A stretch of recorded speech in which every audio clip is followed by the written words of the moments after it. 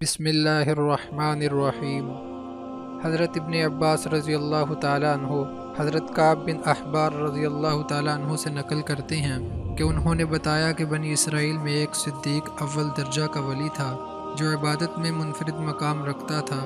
یہ ایک عرصہ تک اپنی خانقاہ میں عبادت کرتا رہا۔ اس کے پاس روزانہ صبح و شام بادشاہ وقت حاضری دیتا تھا اور اس سے پوچھا کرتا کہ آپ کی کوئی ضرورت تو نہیں، تو وہ جواب دیتے اللہ میری ضرورت کو خوب جانتا ہے۔ اللہ تعالیٰ نے اس عابد کی خانقاہ پر ایک انگور کی بیل اگا دی تھی۔ جب اس عابد کو بھوک لگتی تو وہ انگور کھا لیا کرتے، جب اس عابد کو پیاس لگتی تو وہ اپنا ہاتھ آگے بڑھاتا تو پانی ابل پڑتا تھا۔ یہ اس پانی کو پی کر پیاس بجھا لیتے۔ اس طرح ایک طویل عرصہ گزر گیا۔ ایک مرتبہ اس عابد کے پاس مغرب کے وقت ایک حسین و جمیل عورت آئی۔ اس عورت نے پکار کر کہا اے اللہ کے نیک بندے، تو اس بزرگ نے کہا لبیک۔ یہ سن کر وہ عورت کہنے لگی کیا تمہارا رب دیکھ رہا ہے؟ تو بزرگ نے فرمایا وہ اللہ ایک قہار ہے، دلوں کے اسرار سے واقف ہے اور جو قبروں میں ہے ان کا اٹھانے والا ہے۔ عورت یہ سن کر کہنے لگی مجھ سے میرا شوہر دور ہے، اس لیے مجھے ایک رات کے لیے اپنے پاس ٹھکانہ دے دو۔ بزرگ نے یہ سن کر اس عورت سے کہا کہ اوپر آ جاؤ، اور اس بزرگ کی خانقاہ میں پہنچ گئی۔ وہاں پہنچتے ساتھ ہی اس عورت نے اپنے جسم سے کپڑے اتار پھینکے اور ننگی کھڑی ہو گئی اور اس عابد کے سامنے اپنا ننگا بدن ظاہر کر دیا۔ یہ منظر دیکھ کر اس بزرگ نے اپنی آنکھیں بند کر لیں اور فرمایا تو تباہ ہو جائے، اپنے آپ کو ڈھانپ لے۔ یہ سن کر اس عورت نے جواب دیا تیرا کیا جاتا ہے اگر تو آج رات مجھ سے فائدہ اٹھا لے؟ تو بزرگ نے سن کر اپنے نفس سے مخاطب ہو کر کہا اے نفس تو کیا کہتا ہے؟ نفس کہنے لگا اللہ کی قسم میں تو فائدہ اٹھاؤں گا۔ یہ سن کر بزرگ نے نفس سے مخاطب ہو کر کہا تو تباہ ہو جائے، تو دوزخ کے کپڑے مانگتا ہے، میری عرصہ کی عبادت ضائع کرنا چاہتا ہے۔ پھر کہنے لگا ہر زانی کی بخشش نہیں، میں ڈرتا ہوں کہ اللہ تعالیٰ تجھ پر ایسا ناراض ہو کہ پھر کبھی راضی نہ ہو۔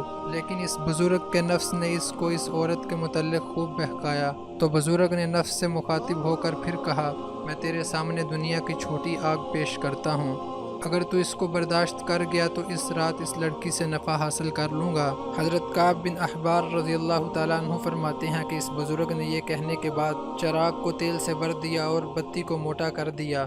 اس منظر کو وہ عورت بھی دیکھ رہی تھی اور اس بزرگ کی اپنے نفس سے گفتگو بھی سن رہی تھی۔ پھر اس بزرگ نے چراغ کو جلانے کے بعد اپنا ہاتھ اس جلتی بتی پر رکھ دیا۔ یہ بتی جل رہی تھی لیکن اس بزرگ کے ہاتھوں کو نہیں جلاتی تھی۔ یہ منظر دیکھ کر بزرگ چیخ کر کہنے لگے تجھے کیا ہے، تو جلاتی کیوں نہیں؟ تو اس بتی نے بزرگ کے ہاتھ کو جلا دیا۔ یہ منظر دیکھ کر اس عورت نے زوردار چیخ ماری اور دنیا سے کوچ کر گئی۔ پھر اس بزرگ نے اس عورت کے جسم کو اس کے کپڑوں سے ڈھانپ دیا۔ جب صبح ہوئی تو ابلیس لعین نے چیخ کر کہا اے لوگو، فلاں بیٹی سے فلاں عابد شخص نے زنا کیا ہے اور زنا کرنے کے بعد اس کو قتل کر دیا ہے۔ چنانچہ جب یہ خبر بادشاہ تک پہنچی تو بادشاہ اپنے لشکر اور رعایا کے ساتھ سوار ہوا اور عبادت خانے تک پہنچ گیا جہاں وہ راہب عبادت کیا کرتا تھا۔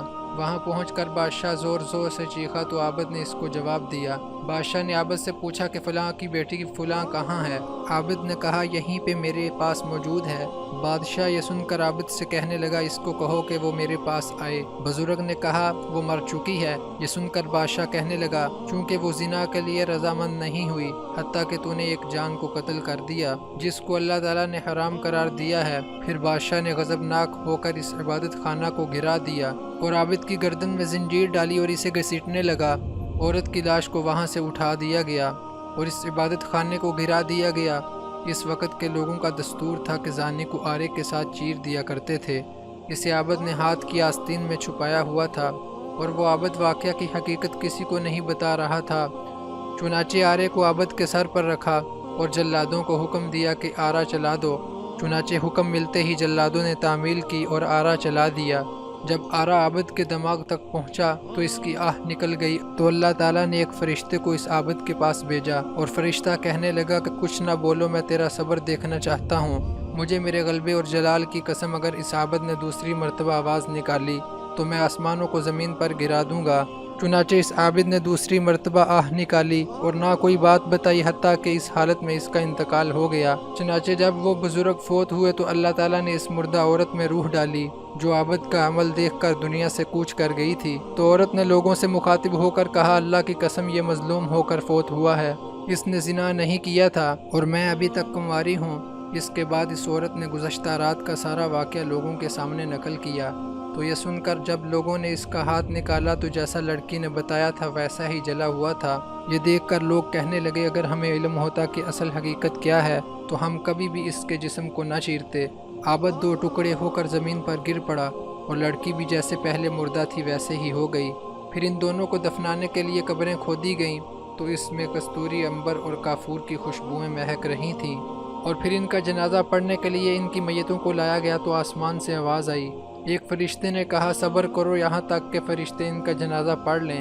اس کے بعد لوگوں نے ان کا جنازہ پڑھا اور دفن کر دیا۔ پھر اللہ تعالیٰ نے ان کی قبر پر چنبیلی کو اگایا اور لوگوں نے ان کی قبر پر تختہ دیکھا جس پر لکھا ہوا تھا شروع اللہ کے نام سے جو بڑا مہربان اور رحم کرنے والا ہے۔ اللہ رب العزت کی طرف سے اپنے بندہ اور اپنے ولی کی طرف سے میں نے اپنے عرش کے نیچے ایک ممبر لگایا اور اپنے فرشتوں کو گواہ بنایا کہ میں نے جنت الفردوس کی 50,000 عورتوں سے اس ولی کا نکاح کیا، اور میں اپنے فرما برداروں اور مقربین کو ایسے ہی انعام و اکرام سے نوازتا ہوں۔ اگر آپ دوستوں کو ہماری ویڈیو اچھی لگے تو اسے صدقہ جاریہ کے طور پر دوسرے دوستوں کے ساتھ شیئر کریں، اور ایسی مزید ویڈیوز دیکھنے کے لیے ہمارے چینل کو سبسکرائب کریں۔